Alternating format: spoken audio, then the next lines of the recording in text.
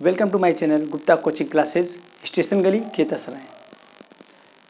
कल हम लोगों ने ल स पे के शेष पर आधारित प्रश्नों को हमने हल करने का जो नियम बताया था, आज हम म सा के शेष फल पर जो प्रश्न बनते हैं उस तरह को प्रश्नों को कैसे हल करेंगे वो बताएंगे आज हमको। इसमें ये 3 प्रकार के होते हैं।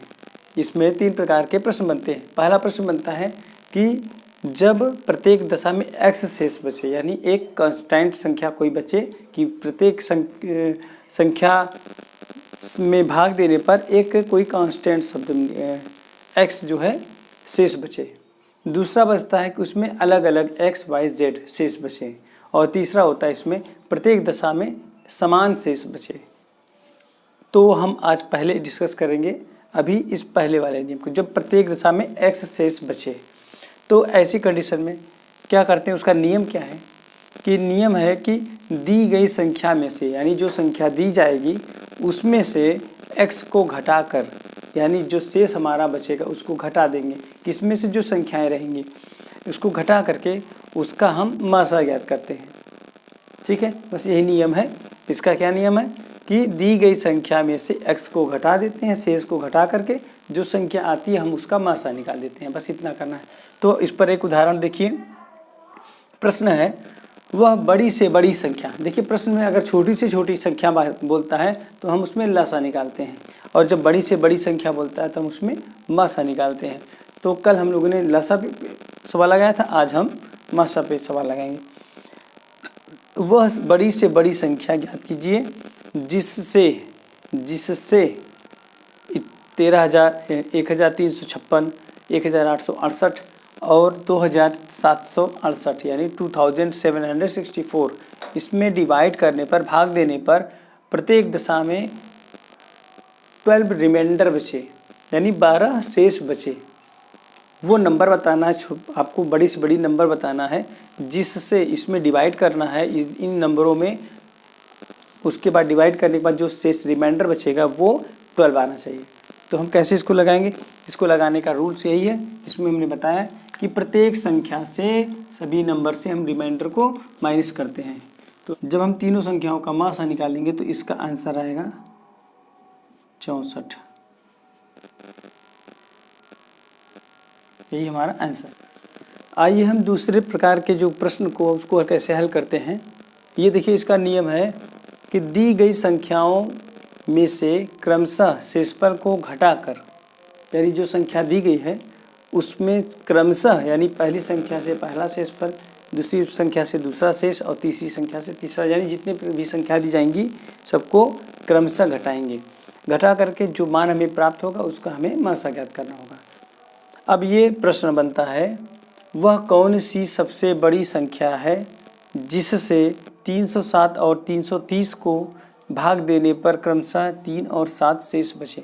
तो इस प्रकार के सवाल को हल करने के लिए सबसे पहले हम जिस संख्या में भाग देना है उस संख्या में से पहला जो क्रमशः क्रम से जो दिया गया है, यानी 307 में से 3 को घटाएंगे और 330 में से 7 को घटाएंगे। तो 307 में से 3 को घटाने पर इसका आएगा 304, और 330 में से 7 को घटाएंगे तो इसका मान 323 आएगा। अब हम जो मान प्राप्त होता है, ये नियम करना कि शेषफल को घटाकर प्राप्त मान का मासा ज्ञात करते हैं। तो यानी अब जो 304 और 323 आया है इसका हम मासा ज्ञात करेंगे तो इसका मासा आएगा 19। तो हमारा यही आंसर हो जाएगा 19। तो 19 एक ऐसी संख्या है जिससे अगर हम 307 में भाग देंगे तो 3 शेष बचेगा, और 19 से अगर 330 में भाग देंगे तो 7 शेष बचेगा। आइए हम तीसरे टाइप के प्रश्न को हल करने का तरीका बताते हैं। तीसरे टाइप का प्रश्न कैसा होता है, जब प्रत्येक दशा में समान शेष बचे। तो जब प्रत्येक दशा में समान शेष बचे उसका जो है नियम क्या है कि दी गई संख्या को, यानी जो दिया गया संख्या है उसको हम आरोही क्रम में लिखते हैं। आरोही मीन्स असेंडिंग ऑर्डर में। असेंडिंग का मतलब होता है कि बढ़ते क्रम। बढ़ते क्रम में सबसे पहले छोटी संख्या को लिखते हैं, फिर उससे बड़ी संख्या को लिखते हैं और फिर उससे बड़ी संख्या को लिखते हैं। तो ये बढ़ते क्रम होगा। उसमें दिया है कि जैसे एग्जांपल दिया है, माना हमने मेरे पास 3 संख्याएं हैं T1, T2 और T3। तो T1, T2 और T3 असेंडिंग ऑर्डर में ऐसे हैं कि T1 छोटा है सबसे, उससे बड़ा T2 है और उससे बड़ा T3 है। तो नियम क्या है इसको इस प्रकार के सवाल को हल करने का? इस प्रकार के सवाल को ऐसे हल करता है कि जैसे T1 बड़ा है T2 से और T2 से बड़ा है T3, तो करते क्या है, पहले इसको इससे घटा देते हैं। T1 यानी T2 minus T1, T2 minus T1। उसके बाद दूसरी बार फिर करेंगे T3 माइनस T2, एक बार इसको इसमें से घटाएंगे T2 माइनस T1, फिर एक बार T3 में से T2 को घटाएंगे और T3 माइनस T2, और फिर क्या करेंगे T3 में से T1 को घटा देंगे। यानी हम 3 बार घटाएंगे, एक बार ये बड़ी ही होती है, ये भी बड़ी होगी, ये भी बड़ी होगी, और सबसे छोटा ये होता है। तो एक बार इससे इसको घटाएंगे, फिर एक बार इससे इसको घटाएंगे और फिर एक बार इससे इसको घटाएंगे। यानी ये सबसे बड़ी होती है, इसलिए इसमें से एक बार इसको भी घटाना है, इसमें से इसको भी घटाना है, और एक बार सिर्फ इसमें से ये इससे छोटी है तो ये इसमें से एक बार ये घटेगा, 3 बार घटेगा। अब जो तीनों बार घटाने पर जो मान आएगा उसी का हम मासा निकाल देंगे, तो वही हमारा आंसर होगा। तो देखिए इस प्रकार का सवाल बनता है इसमें कि वह सबसे बड़ी से बड़ी संख्या ज्ञात कीजिए जिससे 25, 73 और 97 को भाग देने पर प्रत्येक दशा में समान शेष बचे। यानी जो भी रिमाइंडर बचेगा वो सारे में इक्वल आने चाहिए। इसमें भी भाग देंगे तो वही जो शेष बचेगा वही शेष इसके भाग देने पे भी आएगा, वही शेष इसमें भी भाग देने से आएगा। तो हल कैसे करेंगे इस सवाल को सबसे पहले क्या करेंगे, इस नंबर्स को हम असेंडिंग ऑर्डर में लिखेंगे। असेंडिंग मीन्स बढ़ते क्रम में। तो बढ़ते क्रम का मतलब होता है 25 सबसे छोटा है तो सबसे पहले छोटा लिख दिए। ये आगे पीछे भी नंबर हो सकता था, ये तो सवाल में ऐसे आ गया है। अगर ये आगे पीछे भी होता तो हम इसको इस क्रम में ही लिखते हैं। सबसे पहले 25 लिखते, फिर 73 लिखते, 73 और फिर उससे बड़ा 97 लिखते हैं। तो अब इसके बाद क्या होता है, अब हम वही फार्मूला लगाएंगे, इस तरह का फार्मूला कि 73 में से 25 को माइनस करेंगे, क्योंकि ये बड़ा ही छोटा है तो इसमें से पहली बार इसको हटा देंगे।